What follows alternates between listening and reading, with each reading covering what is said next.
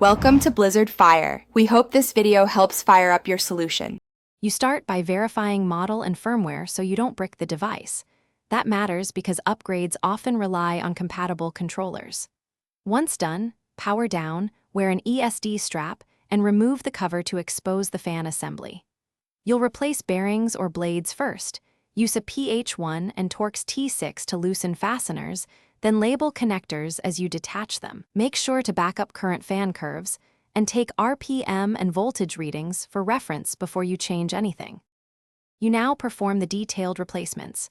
Remove the rotor and inspect the hub for wear, then seat new bearings with gentle taps.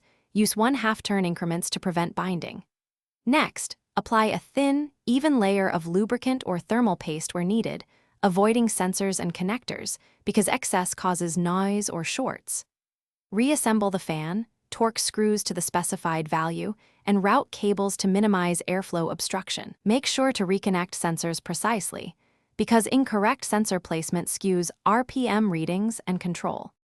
You finish by booting and running a 10 to 15 minute test across idle and load to log RPM, temperature, and noise. This confirms stability.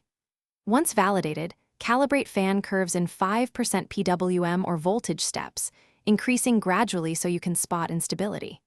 If something goes wrong, stuttering, odd noise, or no spin, shut down and recheck connectors and torque. If problem persists, reinstall the original parts to isolate whether the new component or installation caused it. Thanks for watching. If you found this helpful, don't forget to like and subscribe.